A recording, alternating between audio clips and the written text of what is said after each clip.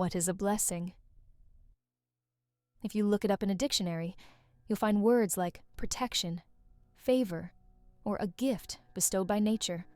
But those definitions feel static. They sit on the page like a trophy on a shelf. True blessings aren't static. They are kinetic. They move.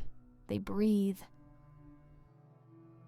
We often think of blessings as the big wins, the promotion, the wedding day, the moment the doctor says, "It's benign," the finish line crossed. And certainly, those are the peaks of the human experience. They are the moments where the light hits us so directly, we cannot help but squint. But if we only look for blessings in the fireworks, we miss the warmth of the fire itself. A blessing is not just an acquisition of something good. It is an awakening. It is the sudden, sharp realization that you are here, you are breathing, and despite the odds of the universe, you are part of the story. Think about the last 24 hours, not the highlights, but the texture of it, the way the coffee tasted, the sound of a key turning in a lock, that specific click that means safety, the feeling of cool sheets at the end of a long day. We tend to walk past these moments on our way to something important. But what if these are the important things? What if the blessing isn't the destination, but the road beneath your feet? Then, there are the blessings we don't ask for, the ones we actually try to run away from. We have all faced the closed door, the rejection, the plan that fell apart in our hands. At the moment, it feels like a curse. It feels like loss. But time has a way of changing the light. How many times have you looked back at a moment of failure 5 years later and whispered, "Thank you. Thank you for closing that door because it forced me to find a window. Thank you for the breakup because it taught me to value myself. Thank you for the struggle because it forged a resilience I didn't know I had." These are the heavy blessings. They don't float. They weigh us down so that we can grow roots. They are the grit that eventually makes the pearl.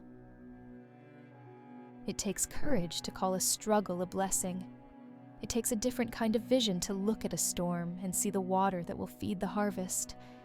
But that is where wisdom lives. It lives in the understanding that nothing is wasted. Every setback is a setup for a different kind of strength. Let's go deeper. Let's talk about the invisible architecture of your life. Right now, your heart is beating. You didn't tell it to. You don't have to remind it to keep rhythm. It just does. A silent, rhythmic blessing, occurring 60 to 100 times a minute, keeping time for the music of your life. Think of the breath entering your lungs. That oxygen was generated by a tree you will never see, in a forest you will never visit. We are connected to the world in ways we cannot comprehend, sustained by a complex web of life that works in our favor every single second. We often feel alone.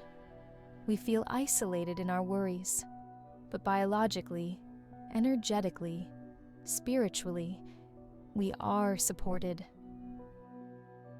The gravity that keeps you grounded, a blessing. The sun that rose this morning without your help, a blessing. The immune system fighting off invisible battles right now, a blessing. When we stop trying to earn our worth and simply realize we are sustained by the universe, the pressure lifts. We realize that grace isn't something we achieve, it is something we inhale. There is a final dimension to this, the most powerful one. A blessing is not meant to be a reservoir. It is meant to be a river. If you have kindness in your life, you are blessed. But if you keep that kindness to yourself, it stagnates. The moment you give it away, that is when the blessing activates. Have you ever noticed that you feel better when you help someone else? That isn't a coincidence. That is the design. When you offer a word of encouragement, you are blessing someone. When you listen, truly listen to a friend, you are blessing them. When you forgive, you are blessing them and yourself. We often think we need to be rich or powerful to be a blessing to the world, but the world is starving for small things. A smile in a crowded room, patience in traffic, a text message that says, "I'm thinking of you." These are small ripples, but science tells us that ripples, given enough time, can move oceans. You are a conduit. Every good thing you have received was given to you so that you could pass it on. And the miracle is this: the more you pour out, the more you are filled. It defies logic, but it defines love. So, as you move forward from this moment, I invite you to change your lens. Adjust your focus. Look for the blessings in the mundane, the hot tea, the comfortable chair, the laughter of a stranger. Look for the blessings in the struggle, the lessons, the grit, the redirection. And look for the blessing in the mirror. You are here, you are capable, and you have something to give that no one else can give. Take a deep breath. Receive it. Appreciate it.